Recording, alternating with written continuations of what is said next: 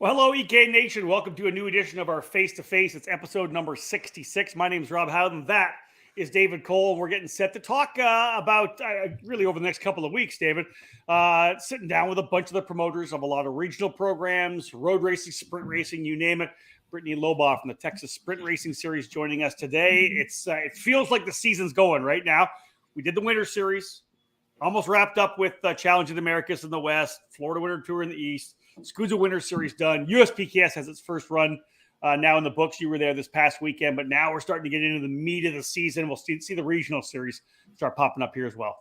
Yeah, you couldn't tell it by the weather outside because there's snow on the ground. Yeah, that was kind of a shock to go from nearly 90-degree weather this past weekend in Florida all the way to what I think it was 19 degrees this morning. Wow! When I woke up, so yeah, it's extremes, and so it doesn't feel like race season, but Friday, Saturday, and Sunday it certainly did. Being down in Florida at the United States Pro Kart Series Southern Grand Prix from Orlando. There it is.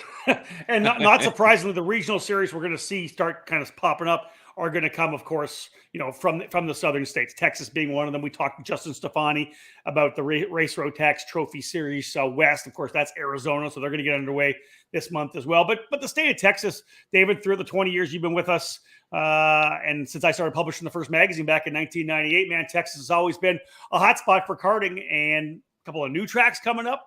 One of the big speed sports last couple of years. The Texas Sprint Racing Series is going to add another track to its program this year. So it's always been, even though it's a massive state, it's always been a real hotbed for karting. It certainly has been. Reading the pages of Shifter Kart Illustrated, there was the Texas Tornado. Yeah. All these drivers that were coming from the area, Kyle Martin and many others, John Kinehart, many of those. But as the decades go on and the years go on, there continues to be an influx of not just regular club drivers, but great regional, great national drivers.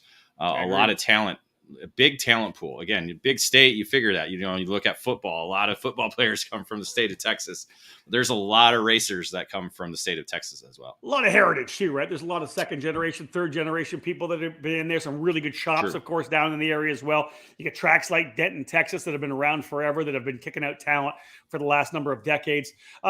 Again, the ebbs and flows of regional programs. This is the number one program right now in a big way, the Texas Sprint Racing Series.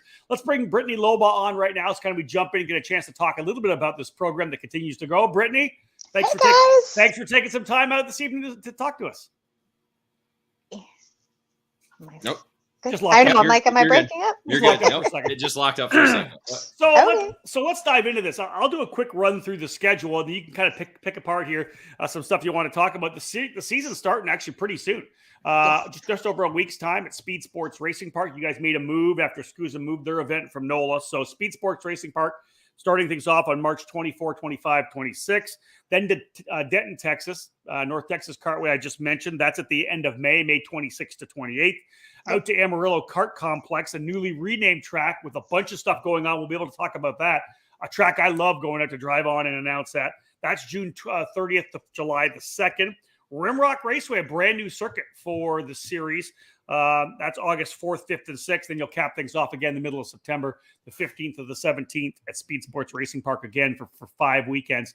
It seems like it's going to be a good lineup. I know we talked a little bit about pre-entries already over the 135 mark, moving its way to 140, 150. So it could be some good numbers. Overall, when you look at the schedule, is there some stuff that makes you excited about the new season?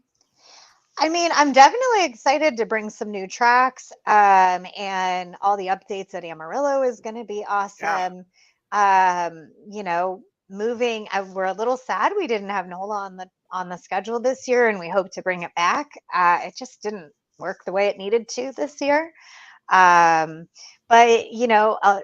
we've had we've got some new classes on the schedule this year, and that was pretty exciting. It was kind of a grassroots movement from the drivers themselves. They really were begging me to ask, to bring these classes back. Wow, and so it's really exciting to see, we've got, a lot of shifters interested. I know our Amarillo race will probably be the largest for them.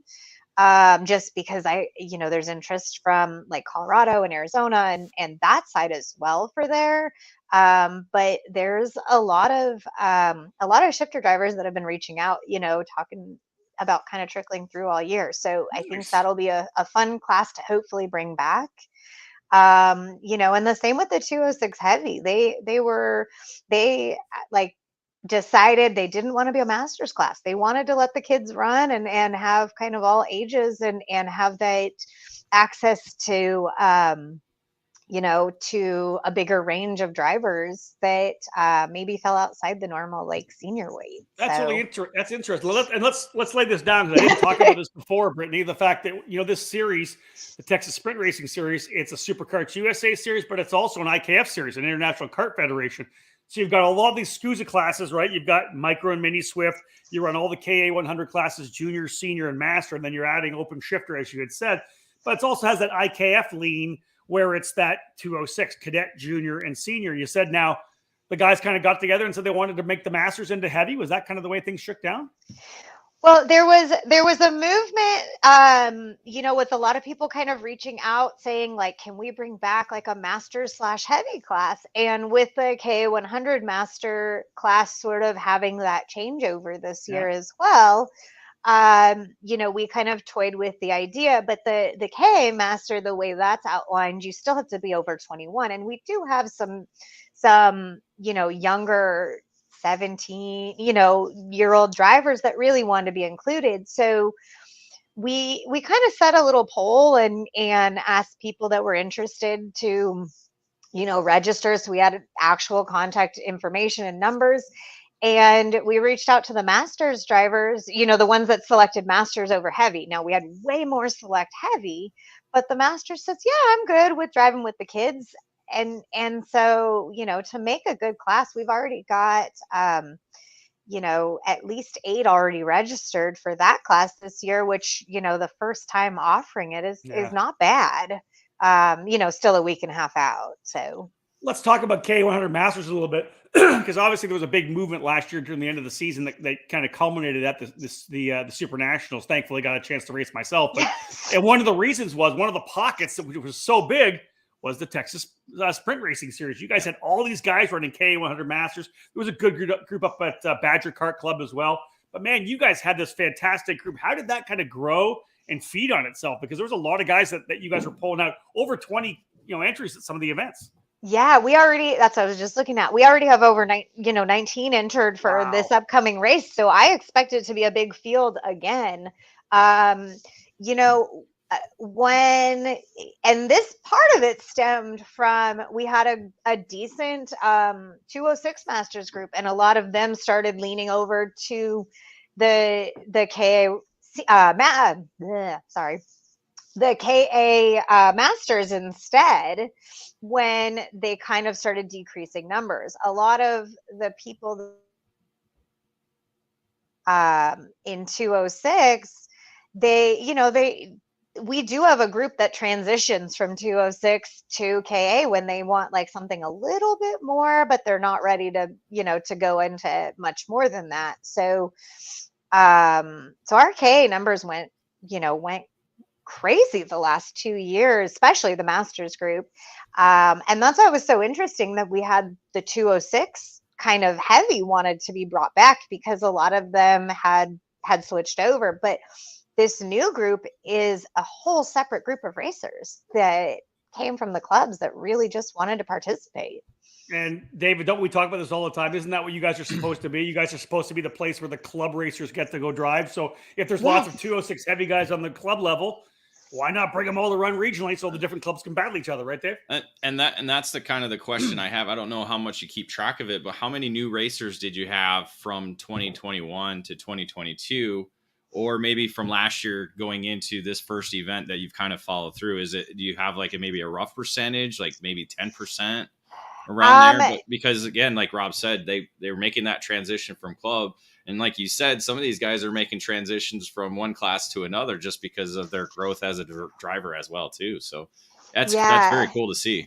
I mean, I think I had at least 30 new people that had never raced with me before reach out when we started talking about adding shifter and 206 heavy. Wow. All right. That's a huge amount. Now, I don't know that all of them will race every race or the season, or, sometimes they just don't make it at all. But that's a good chunk of interest that helped us to get sponsors for the class and people interested. And then there were a few 206 senior drivers that may have been further back that were just excited to maybe move back into a heavy master that had stuck with us when the other class sort of fell away, but we're super excited to bring it back.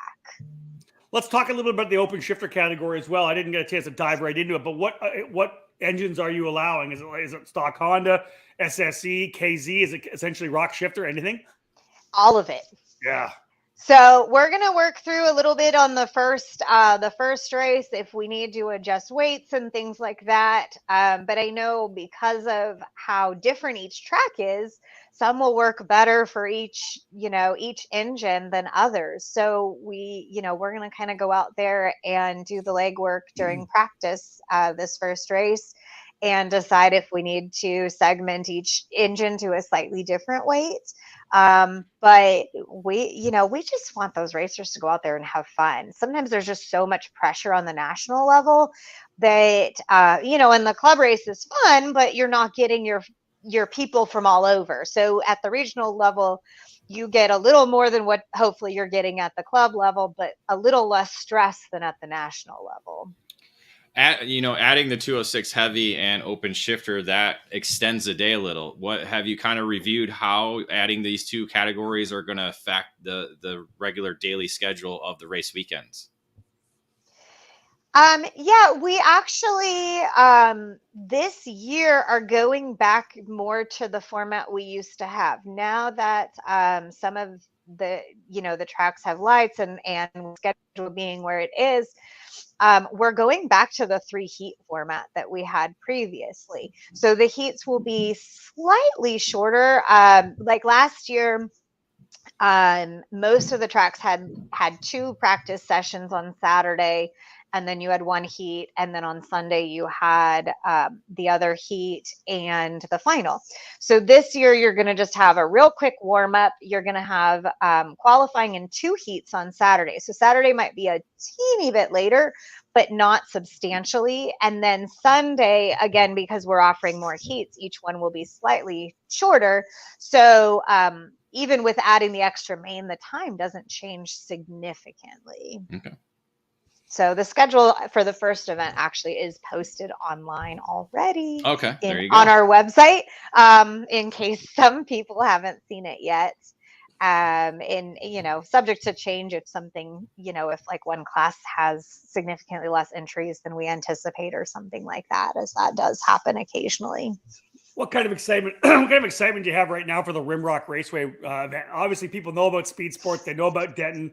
Many of them have probably gone out to Amarillo, which is a great track. But having Scott Cherry, the Cherry family, they've been involved in the series for a long time. To be able to get out to Rimrock, I think that's really cool. To get another new track, a new Texas track onto the TSRS program. Yeah, I mean, we're excited. They're excited to have us, and they've been, Scott's been sitting getting the track ready, and we'll. Can you hear me? Okay. Yeah. We'll be going out there, to kind of do some surveying and stuff again as we get a little bit closer. But they have a fun facility. There's like a bar at the track and all kinds of cool stuff. So I think, obviously we'll limit our drivers from drinking during the day and all that. But and I know there's some details to work out. I think Scott was talking about a band coming and playing on one of the nights, and really making a party out of it. We and it's exciting to have tracks that are excited to host us, right? So having a fun new facility that is maybe not a national circuit, but a fun circuit for people to drive. I was looking at the track map, and there's 11 corners to this.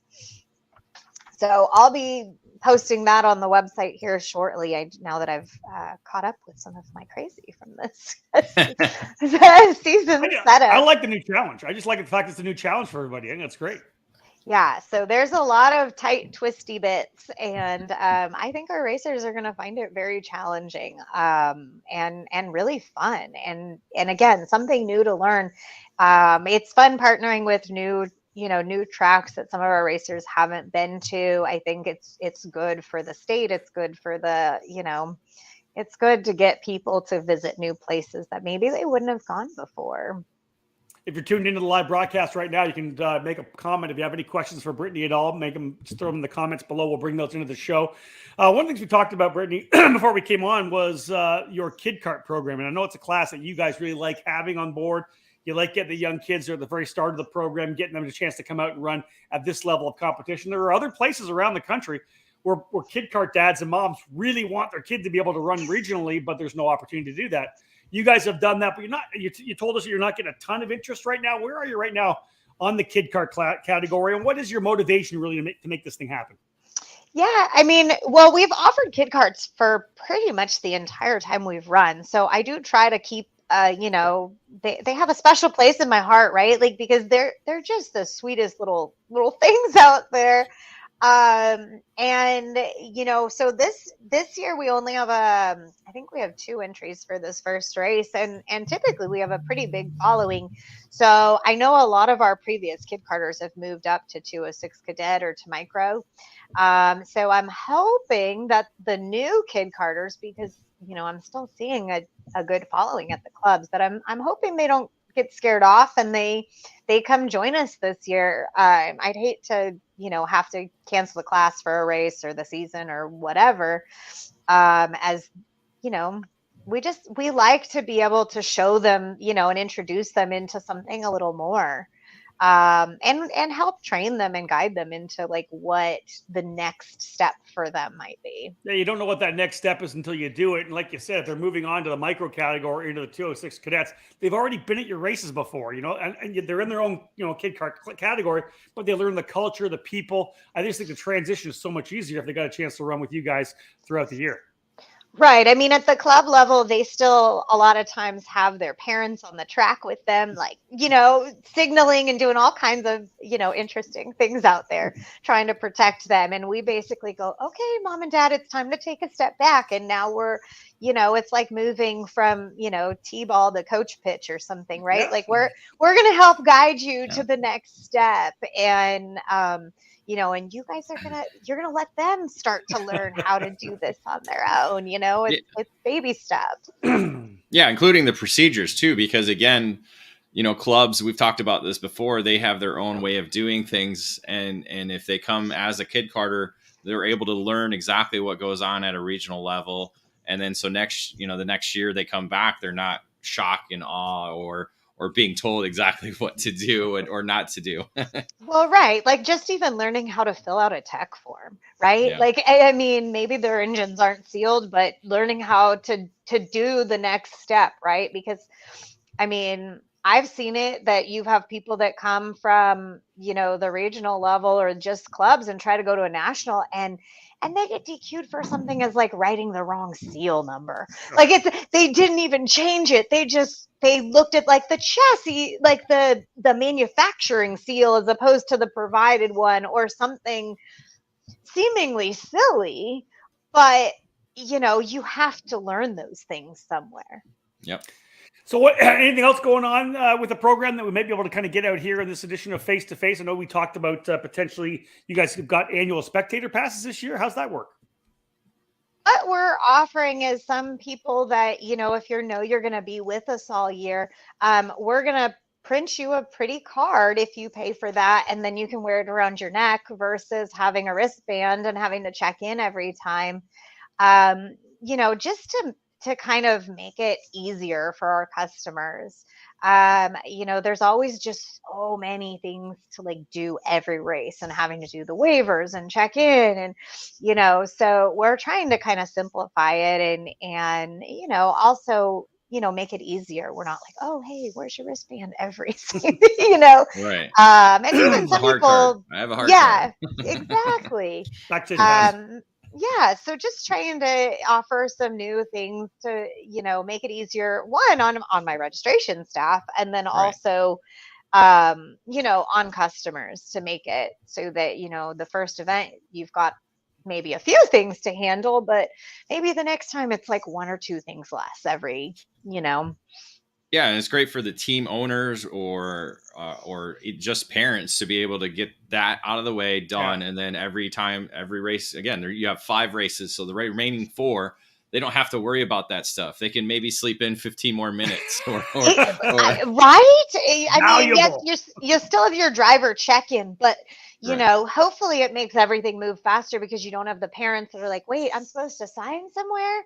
Wait, I have to take a picture on my phone. I mean, we help them through all of that, but just knowing there's one less thing, or like you said with teams, if you have the same mechanics that are coming all year, only having to go up one time to get everything set up, or even all of this is electronic. So you complete your e-waiver, the team manager sends one person up to get the whole thing's, hard cards, and it's not something that you have to do. Yeah. I mean, just trying to wrangle the entire team of mechanics up at one time to sign their waivers is an effort in itself, because I mean, I know how hard everybody works. I know how time consuming all this is. We got one question right now, so I'll put it up here. Jeff Shaw is asking, is there a pit layout with names so we know where we park yet?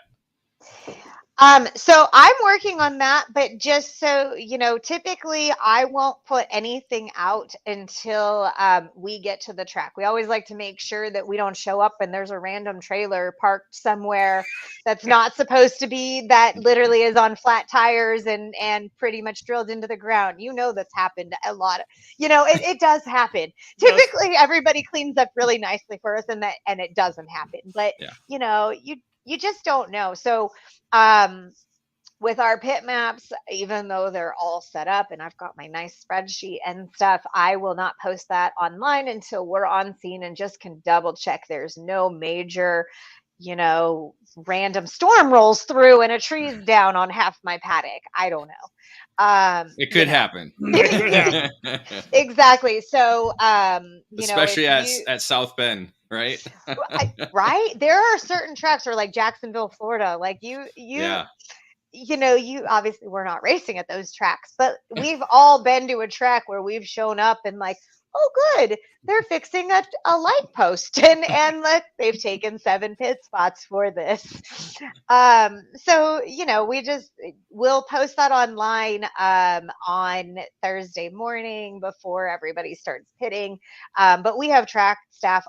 We have staff on hand to get you parked when you arrive. So really, it's only those after hours people that if you've put in for a pit space through registration, which is how we have that set up this year, then please know you are on there. I audit it like every other day to make sure I haven't missed anybody, or somebody that was on there didn't add something and accidentally remove themselves.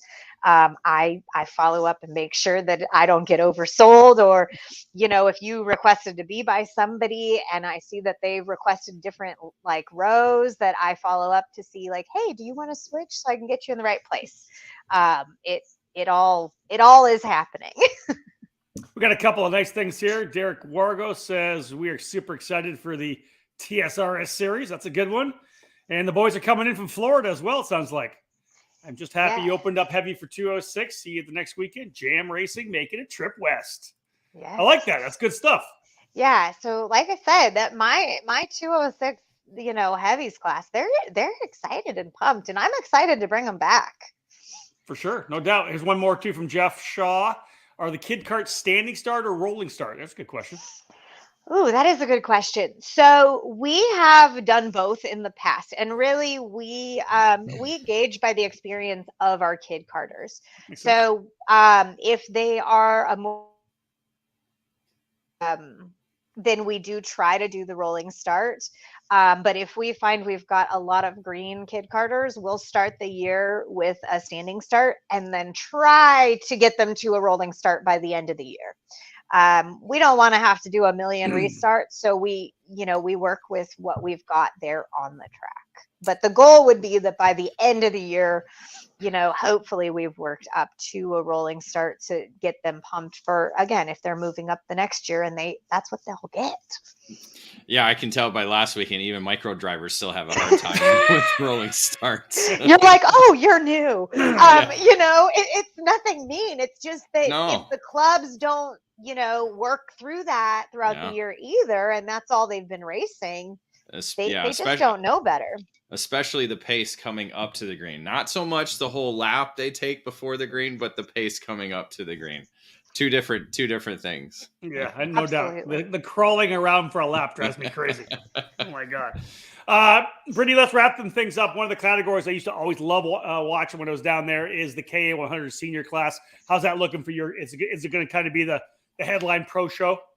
Yes, we already have 25, I think it looks like. Nice. And I know we usually get a big heavy trickle this, since registration will go up at the end of this weekend. By the end of the weekend, we've usually got a strong trickle between, Friday and Sunday. So indeed, let's say that. So midnight Sunday night is when pre-registration, I believe, is done. Everything after that, midnight of course, Central Time, Texas time. Texas time, that's right. Daylight. Remember, Central Daylight Time. Yeah. Now that we're in daylight. Yes. Because again, we all lost sleep on Sunday. That was bad. Oh that was bad.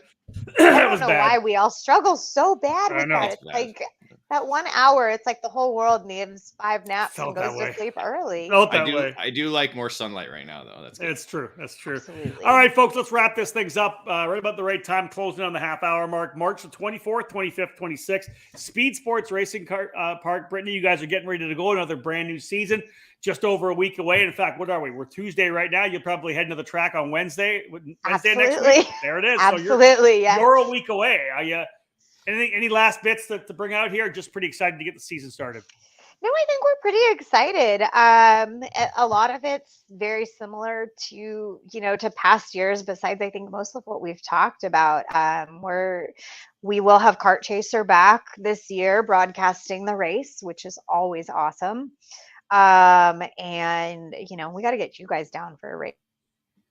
We would love that. That'd be great. That'd be awesome to come down for an event soon. We're doing all the fun stuff. So what about sponsors? I know you guys always have a great group of sponsors. Do you have a list of maybe you want to spout off here while you got a chance?